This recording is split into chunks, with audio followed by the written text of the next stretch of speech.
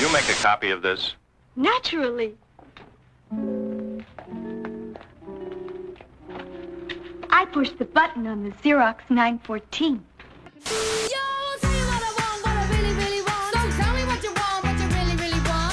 Show me what it looks like to run like a girl.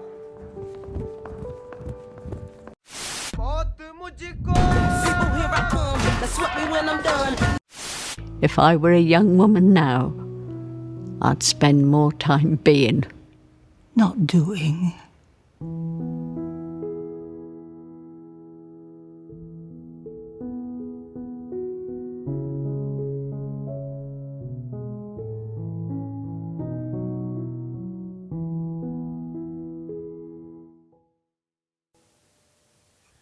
Hi, thank you. Welcome to a very, very special event today. Before I get started, I just want to say thank you so much to a couple of people. First of all, the Drum Network. Thank you very much for helping to put on this event. But most importantly, the amazing team at Southpaw, so Claire and Nikki and Ria and Tom and the rest of you. Thank you very, very much. Because I'd hoped in 2015 maybe we wouldn't need to be, or we wouldn't be having these conversations, but here we are again. As you can see, we have come a long way, but I think this particular subject is something that's very, very close to my heart. It's something very, very important to be discussed. I would also say thank you to the audience, and particularly thank you to the men for being here, because I think you are part of helping us to get to a better place in terms of the way that we market to women. In fact, you're instrumental to how we take this forward. I guess the first question is: do we put too much pressure on women to lean in and to be super women? Are we being too kind of quick to define what our own success is like in the haste to, I guess, be seen as equals? And I guess I'd ask Nikki. Really, do we need to redefine female empowerment? Stress and mental health is really like a crux of our society now. Everyone is stressed. Everyone's becoming ill because they're stressed. And I just think we've got to be really careful. The messages that we're putting out there has to be some balance. We're the ones that are putting the pressure on ourselves, but yet we're doing 23 tasks a day, but it's just never good enough. Are you seeing the same kind of pressures and the same, I guess, that pressure to lean in to do everything? Do you see that globally with women as well, or is it something that you see, is really specific to, Western cultures? I do quite a bit of work, and often with marginalised communities. And it's funny, when I go into some communities, I'm more interested in talking about everyday life, And I can say 90% of the time that means I talk to women. Because they're the ones who are usually having a job, and they're the ones who then back home have to rush back home to get the kids ready or feed them. I mean, they're juggling like nuts. So we were talking quite a lot, actually. A lot of us have got children of sort of varying ages, below and over the age of 18, but particularly sort of 8 to 23. We were chatting earlier, and one of the things that we were talking about is actually this sort of younger generation, both men and women, girls and boys, sort of increased fear or increased maybe awareness of the world, sort of outside their home, outside of their schools, outside of their immediate environment, whether, again, that's coming through, I think it comes through very strongly through media and through digital media. But Philippa, I'm just wondering, actually, do we need to understand that audience a little bit better? I think there's a tendency, isn't there, in any subject to do with marketing to women, that all women get treated as this one big amorphous group with a kind of common set of needs. And the truth of it is, isn't it, is that female life is sort of profoundly episodic, and more than it is for blokes. And women live a whole kind of lots and lots of different lives within their lives. And that means that they have these very different sets of needs at different stages. And so to go to some of the earlier, points that you were raising, I mean, our work suggests that in the sort of pre-family stage of a woman's life, these notions of sort of self-belief and confidence and stop at nothing don't let anything get in your way, that those resonate really powerfully at that life stage when, you know, everyone is up for everything and no one really has had an experience of bumps in the road. And then when women have families, it's normally at that point that both men and women start to think more kind of deeply, I guess, about the roles that the different genders play in society, and that kind of creates a very different set of expectations and needs. Yeah, and Victoria, I know you're spending a lot of time with students as well. So what do you see from them? What do you see from the female students about what it is that they want and what they need? I think they are quite sort of nervous about life. I think they're worried about what it all holds for them, because there is quite a lot of pressure, and I think they either go one of two ways. So one, you can say, actually, quite different to my generation, they might not want to go to university, or they might not want then to go straight into work and have a big career and sort of strive to be the CEO. A lot of them are quite realistic actually about what their life could be and should be. They're worried about getting on the property ladder, because for most of them that's just not an option ever, or they certainly can't see it. So then in a way, what are you working for? So I think, you know, as I say, for our generation, you work to sort of own a house, to own a car. All those things matter. If that's just taken away from you, it's not even possible, then what are you doing? What are you working for? And actually, you may as well not bother. You may as well just do something more holistic. Maybe, Philippa, maybe this one again is for you. Have you seen the fact that this sort of younger audience, you know, the sort of post-millennial Generation K audience, that they're increasingly looking for that authenticity and that realness? Yeah, and it's not just that generation.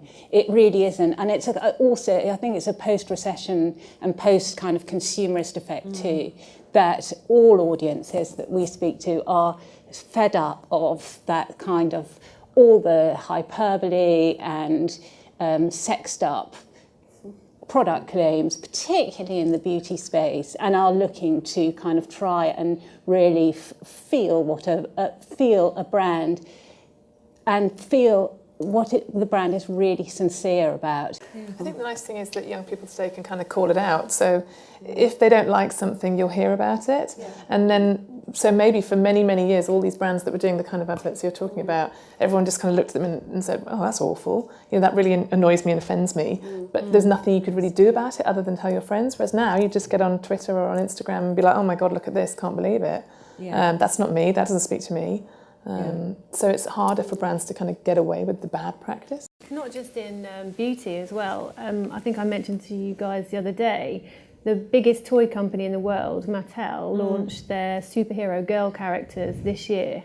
And, you know, brilliant. The ambition is to build girls' confidence. They don't have to be the sidekick anymore. They can kind of go out there and control their own destinies. But then you look at these characters, and this is from the #1 toy company in the world. The girls have all got big boobs, skinny waist, long hair, thigh boots, huge eyes, perfectly set apart. And you kind of think, I as a mother don't want my daughter to grow up knowing that that is what successful looks like, or that is what she should aspire to be. Also, what would be more groundbreaking is if actually advertising, instead of kind of being femvertising, started marketing to men as if they made some household decisions. So imagine if you had like a shampoo commercial where it was kind of, oh, have you run out of shampoo? I'll tell you what, here's a dad and he's going to go and buy it. Because actually that would be really shocking, you know, if you had a man in the commercial. So it's almost like, well, actually, couldn't we, is that the next level? So when we're doing this in 5 years' time, is that what we'll see? Because that would be great to me. Rather than changing how we speak to women, couldn't we change how we speak to men? Social media is playing an enormous role in terms of selling everything, but, you know, in terms of providing role models for brands, you know, whether it's this is how you put your makeup on, or, you know, you look at someone like Zoella, who's, you know, obviously become quite a success. We were chatting earlier actually about both the pressures that are put on those young women and men, and also what that means in terms of them being role models to the people that they're talking to. And I think probably there's a couple of people that have opinions on that. We're in danger of creating a future society who are so unhappy because their actual reality will never live up to the projection of what's normal or how they should be. But you can't just switch it off, you know, that's the trouble. It's there, it's like, you know, you've unleashed the genie. So you can't now say, well, we'll just all stop looking at Instagram worrying about whether we've used shading and toning on our face to just fake that kind of sculpted look. So it's about educating people, actually. It's about educating women, and we have that responsibility, I guess, as magazine publishers. Obviously, there's been a lot just generally of brands trying to do this purposeful advertising now. Some have done it brilliantly because they've connected, some maybe not too brilliantly. Wondering what your opinion is on those ones that don't do so brilliantly, actually. Is it necessarily bad, I guess, is the question, or is it great at least that these brands are sort of trying something? Are we too hard on them and on ourselves again as people that make these ads to get it right all the time? Are we kind of putting that pressure on ourselves to like never make a mistake, to never kind of fuck up or go in the wrong direction? Or do you just think there's sort of no excuse for bad, purposeful advertising? I think when Dove did the Real Women campaign, it was just, I think we were also bloody grateful that somebody actually put real, normal women on a page, that we were falling over ourselves with happiness. And, you know, I don't remember a woman not going, oh my God, have you seen? Yeah. And I think that was amazing. But obviously we're all hypercritical as time goes on. And we spot very easily, because we're female and we spot those kind of things, we spot very easily when a brand isn't being true to itself. And then I think we have to stand back and go, okay, but they are trying. They're trying to do it, and maybe they're getting it wrong. The thing that really pissed me off this week was Special K's new campaign in Canada. It's called, it's hashtag Own It. So suddenly we've gone from Special K, who for decades, as far as I remember, have shown us these wonderful svelte-like women in various red dresses, red swimsuits, in very sterile surroundings, trotting around, and telling us that, you know, you can pinch an inch, it's bad, and you really need to eat this cereal to be more beautiful. To suddenly having this campaign that is very ThisGirlCan in its endeavour, but it's about women shaking their rather voluptuous booty at the camera. It's about having bingo wings. It's about whatever you've got, own it and be proud of it.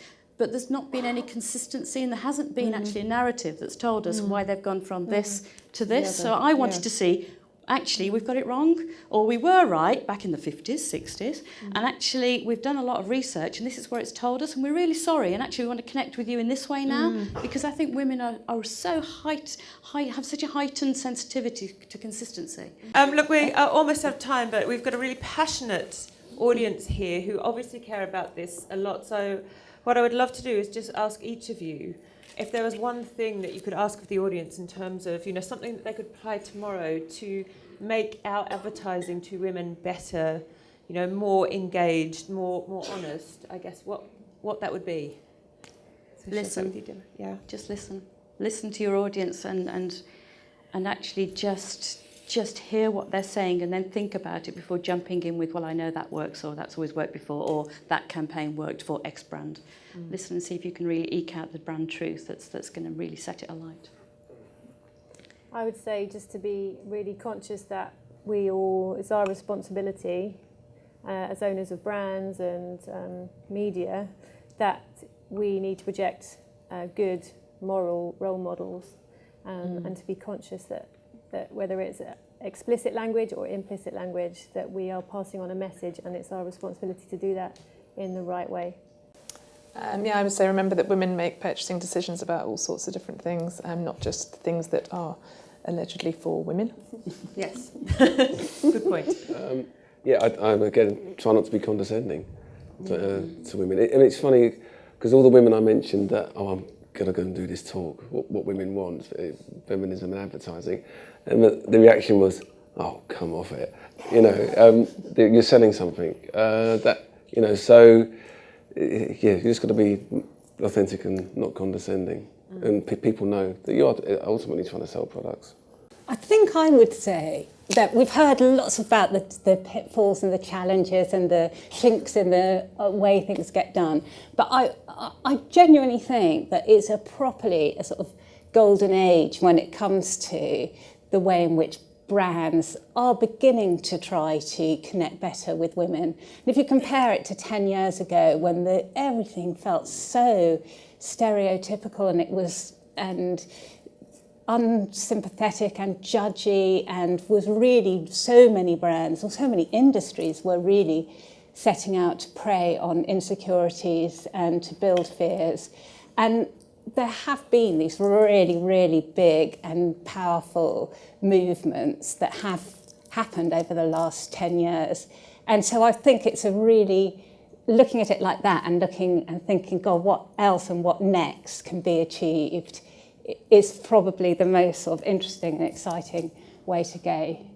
So look, thank you very, very much for coming along today. It's been absolutely, absolutely wonderful. Can I ask you to put your hands together, please, for the incredible panel?